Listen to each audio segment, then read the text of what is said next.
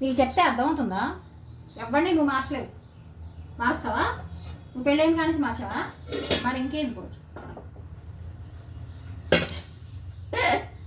అప్పు చేసిన రాత్రి జనగా చేసిన గిన్నె పెట్టిన గడపడదాకపోయినా వాడు తెలంగాణ అలా పడుతుంది వాటిని పడిపోసిన. ఇప్పుడు గ్లాసు బియ్యం పెట్టినాయి ఎప్పుడు తింటాడో లేచి.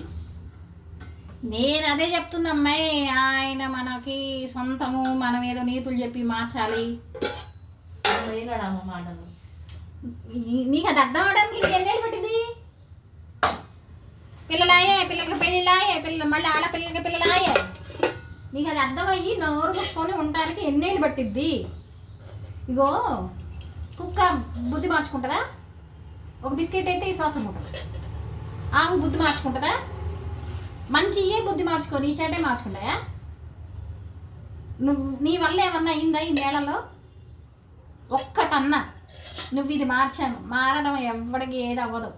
ఆడు మారాలనుకుంటే ఆడికి కలిగితే మారతారు, ఆడైనా మగైనా. అంతే. మనం చెప్తేనో, మనం నీతులు చెప్తేనో, కూర్చోబెట్టి ఏదో చేస్తేనో ఏది పీకేది ఏమి ఉండదు. ఇలా అచాయం తెలుగంటే అట్టనే ఉంటుంది. ఆళ్ళ నీళ్ళని మార్చుకోండి మామిడికాయ పచ్చడా. ఇక మామిడికాయ పచ్చడి అన్న కడుపు నింపిద్ది. నేను చెప్తుంది అదే, నువ్వు ప్రశాంతంగా బతుకు, ప్రశాంతంగా తిను.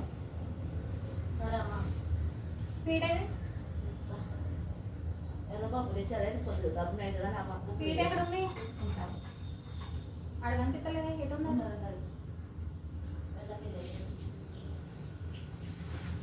వెనకమాల పిచ్చి తలకాయలు చెబుతా ఉంటాయి. మార్చుకోవాలమ్మా, ఆడాళ్ళే మార్చుకోవాలి. ఆళ్ళు మార్చుకోలేక మూసుకొని కూర్చున్నాళ్లే. అక్కడ చెప్పిన మారడం అంటూ ఏమి ఉండదు పార్వతమ్మ. వాడికి మారాలని ఉంటే మారతాడు, వాడు ఎవడైనా సరే.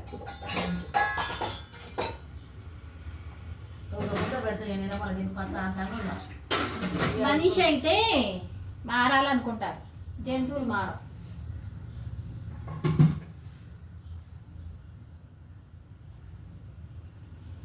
అందుకని నువ్వెంత ప్రశాంతంగా తినని కూడా మాకు ఇల్లు శబ్ద మాకు అసలు కదిలి మాకు ఉంటే ఉంటారు, పోతే పోతారు. వాళ్ళని రాసిపెట్టి ఉన్నది ఏమన్నా మారుతావా? ఇన్ని ఎవరి రాతను ఎవడ మారుతాడు, ఎవరి కర్మని అంటారుగా, ఎవరి పాపని వాళ్ళే పోతారు. ఎవరి కర్మని ఎవడ మారుతాడు? నీకు 1,00,000 సార్లు చెప్పా, మౌనంగా ఉండడం కన్నా ఉత్తమం లేదు.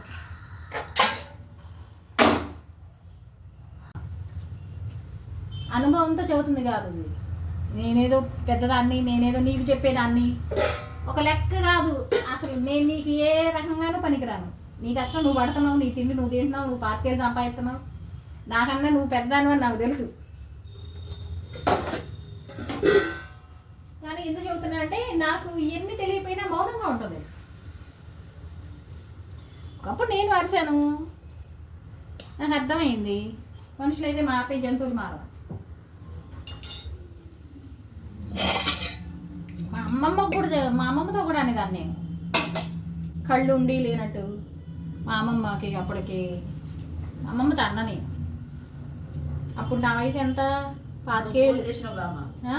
నువ్వు ఫోన్ చేసినావు, ఆ ఫోన్ తీసుకున్నాను నేను వచ్చిన. ఫోన్ ఇయ్యడే మరి ఎత్తినోడు ఎత్తాలి. అలో అమ్మ అనాలి, ఎవరు అనాలి. అప్పుడు నా వయసు 25 ఏళ్ళు. ఇట్లనే వీళ్ళు ఇట్లా వాళ్ళు అట్లా ఏం లేదు. ఆ వయసు ఉంటుంది కదా, పెద్ద వయసు. ఏదో చెప్పాలి, ఏదో నేర్పాలి, బాధ్యతగా ఉండాలి, అందరికీ ఉంటుంది. అది దాటాలి. మనం చెప్పి నేర్చి పీకేది ఏమి లేదు. దెబ్బ తగిలితే మూసుకొని మళ్ళీ తిరిగి వస్తారు. ఎవరికాడికి కాలం కన్నా పెద్ద గుణపాఠం ఏది లేదని ఎట్లా కూర్చునేదాన్ని అంటే, అసలు ఏం చెప్పేవాడు కాదు. అట్టా కళ్ళుండి లేనట్టు, చెవులుండి లేనట్టు, మనసుండి లేనట్టు, అట్లా మౌనంగా ఫస్ట్ నుంచి చిన్నప్పటి నుంచి అలవాటు అయిపోయిందిలే. మా అమ్మ చచ్చిపోయిందా? నేను. మా అమ్మ చచ్చిపోయిందా? అమ్మ చచ్చిపోయిన తర్వాత నా చుట్టూ ఉన్న వాళ్ళందరూ ఏంటంటే ఏమన్నా మాట్లాడాను అనుకో, అది అమ్మాయి అట్లా ఉంది అని దానికి రెక్కలు వచ్చాయి. మళ్ళీ నా చుట్టూ ఎవరుంటారు? కర్మ వాళ్ళు. ఎవరున్నా నా తల్లి అయితే కాదు కదా. నా తల్లి అయితే నేను మంచో చెడో మాట్లాడితే కడుపులో పెట్టుకుంటాను. కర్మ వాళ్ళందరూ ఏం చేస్తారు? మా నాన్నకి అంత తీరుకుండేది కాదు. అప్పటి నుంచి మౌనంగా ఉండటం అలవాటు చేసుకున్నాను. దానికి తోడు మామూలుగా నేను ఒక మాట మాట్లాడితే దాన్ని చిలవల పలవలు చేసి మాట్లాడేది, తిరిగి తిరిగి వచ్చేవి. మామూలుగా చాలా మామూలుగా చిన్నపిల్లని 10 ఏళ్ళు 12 ఏళ్ళు 15 ఏళ్ళు 10 ఏళ్లలో మాట్లాడిన మాటని ఎంత ఘోరంగా మార్చేసేయంటే నాకు అప్పుడు అర్థమైంది. అప్పుడు అర్థం కాలేదు, ఇప్పుడు అర్థమైంది. అవన్నీ మనుషులు కాదు మృగాలని. మనుషులైతే అట్లా చేయవు, అన్నం తినేవి. కాకపోతే మౌనంగా ఉంటే మాత్రం అలవాటు అయింది నాకు.